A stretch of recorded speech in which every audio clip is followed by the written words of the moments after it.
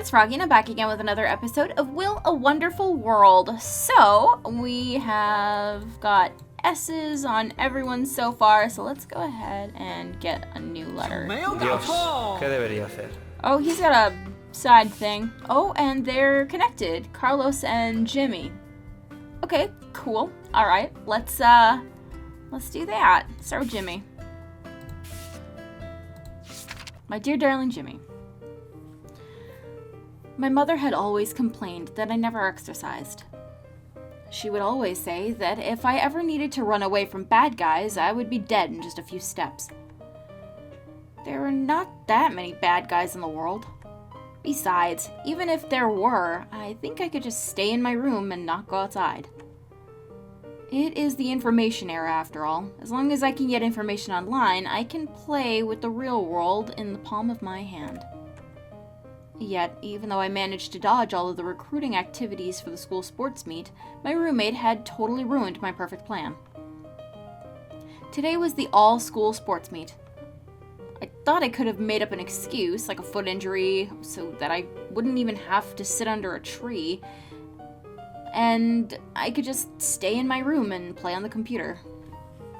But Rocky had signed me up for the 4x400 relay race without me even knowing about it, and I had to stand under the scorching sun. 400 meters! Madness. The last time that I had been in a race, I was still in elementary school. I hadn't even hit puberty. I thought I might die on the track today. The gun went off. I took it from his hand. I never knew that Rocky was so fast. Our team was actually in first place during this third leg of the run. Still, why was I the final leg? What were people thinking? There was nothing else that I could do but run like my life depended on it. The people along the tracks were cheering for me. I couldn't really tell who they were, but this actually felt pretty great. I was only 50 meters from the finish line and no one had caught up with me yet. I must have underestimated myself. Look at me, Mom, your son is about to win a race. I looked straight ahead to the finish line. Then I saw her. I saw my crush. Oh no. Don't distract me at such a moment. It was too late. I had only lost my focus for 1 second, and the tip of my foot tripped over a bump on the track.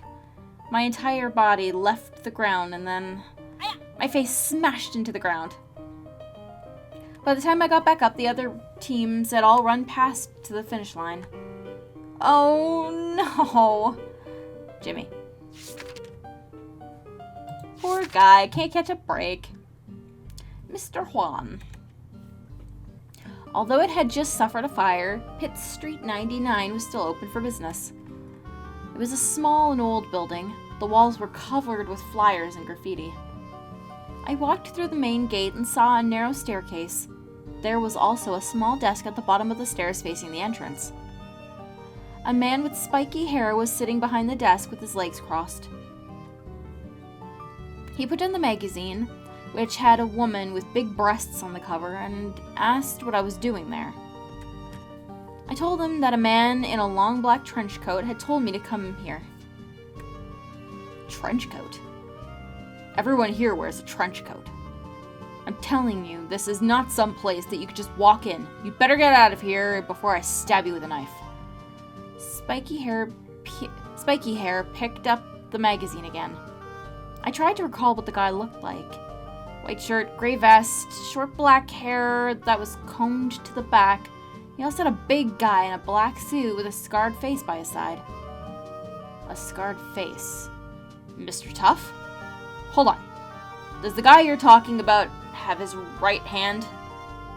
Spiky hair put down his magazine and his legs and leaned toward me and asked quietly, right hand. I couldn't remember exactly, but I did remember that he had picked up my phone with his left hand. He shouted upstairs.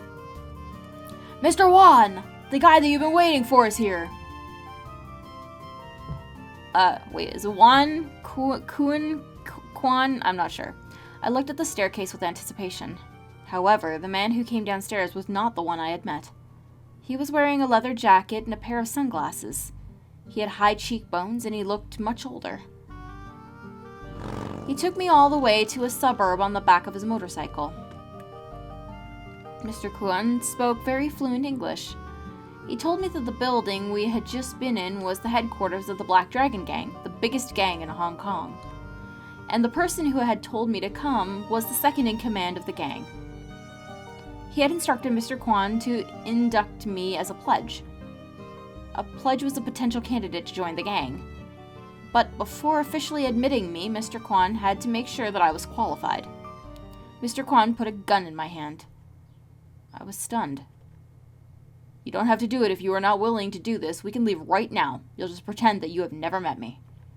Mr. Kwon took a small metal box out of his pocket and threw a piece of gum in his mouth. No, I'll do it. I could not let go of any chance to find Alicia. Besides, I had a brilliant idea. I went into the convenience store nearby. Most of the goods on the shelves seemed to be used goods. Some of them were covered with a thick layer of dust. The owner looked like he was over 60. He was reading a book behind the counter. It was just the two of us in the store. I walked up to the counter, smashed my left hand down on it, lifted the gun with my right hand and pointed it at his head. I yelled in my meanest voice, "Give me all your money, or I'm gonna blow your head open!" Then I whispered to the old man about what was going on, making sure that Mr. Kwon wouldn't be able to hear me. I was so nervous, even though I had no intention of robbing him for real. I handed him what was in my hand. "Please." The owner put down his book and looked at me pleadingly. "We need that money here for my wife's hospital bill. I can't give it to you. Everything else in the shop, if you like, it's all yours. All yours, please, please." Apparently, he had only heard my threats, not my whispers. Tears rolled down my face. I must have lost my mind to be robbing a poor old man like this. Even if it was all fake, I never should have done this. I handed the gun to the owner and loudly told him why I was there and what I had been through.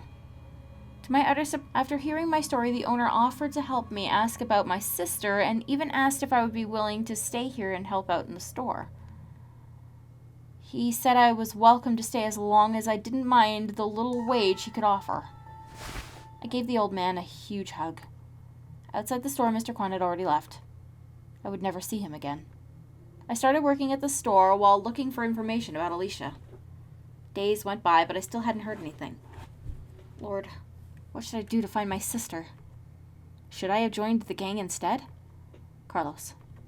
Oh, I don't want you to join a gang, sweetie. But, alright, let's figure this out, shall we? In this letter, there is a sequence, special restriction that we talked about before.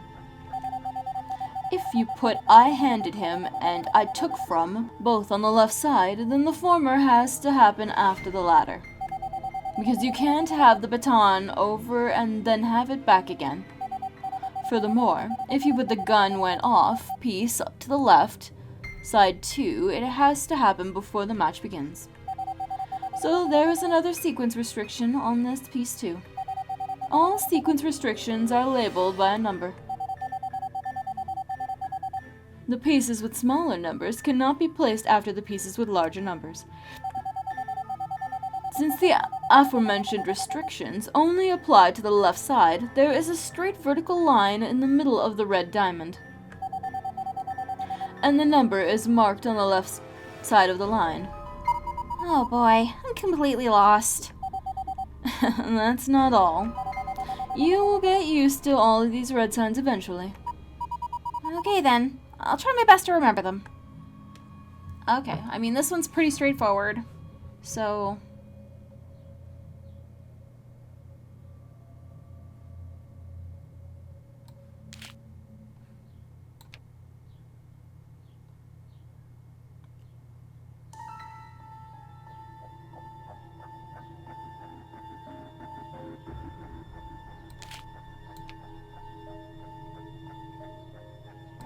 let's try that.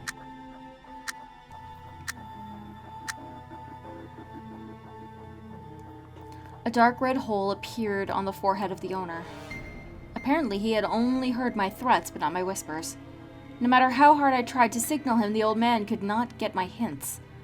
Just when I was about to give up, the gun went off by accident. There was blood everywhere. I ran into the store, completely forgot about Mr. Kwan, and began running back the way we had come from. Mr. Kwan never tried to catch me. A few people on the streets gave me some strange looks. They must have thought I was a madman. I wasn't mad. I was guilty. I was guilty of killing someone. I had to confess. I must confess! Before sunset, I was sitting in the police station. There were blisters on both of my feet. Lord, I have to confess. Please forgive me. I had finally handed the baton off to the next leg. If I had to take one more step, I was going to throw up blood and die right there and then. Our team was in second place. It was all up to Rocky now. Rocky soon finished the first 200 meters, but something didn't seem right. Had he eaten something bad today? In the end, not only did Rocky fail to pass Class 2, he was eventually passed by Class 4, 10 meters away from the finish line. That sucked. Although, being a part of this actually felt pretty great. Okay, bad ending, we don't want the gun to go off. Retry.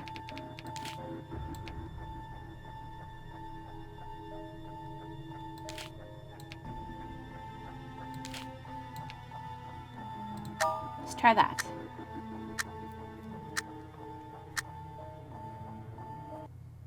The owner was so frightened that he was shaking. He immediately took a few large bills out of the drawer and handed them to me.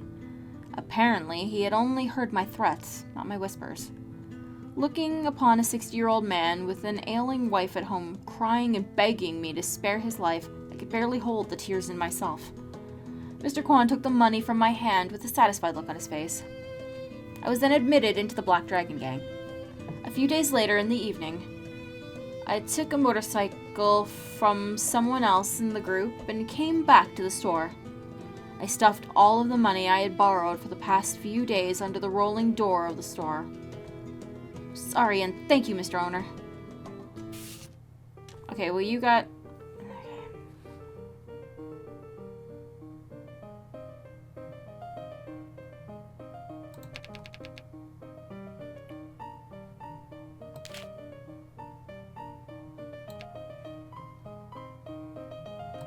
Let's try that.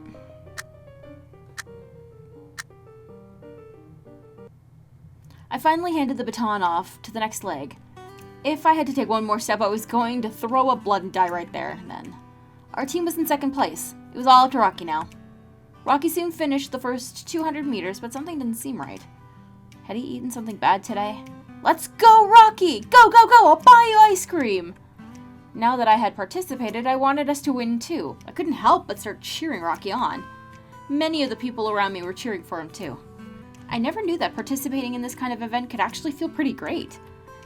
Rocky suddenly sped up. He finally ran past Class 2 with 10 meters left. He crossed the finish line first. Well done! We were happily hugging and shoving each other near the finish line. My stomach hurt a little. Can't we do barbecue instead of ice cream? You're funny. I pushed Rocky aside and caught a glimpse of someone. It was my crush. And she was looking at us. And she was smiling. Wow, I never knew that I could get this kind of reward by participating in a meet. I felt so happy. So happy. Alright, nailed it. Okay, well, I'm going to go ahead and end this episode here for today. Hope you guys enjoyed it. If you want to see more videos from me, then don't forget to like, comment, and subscribe. Thanks for watching.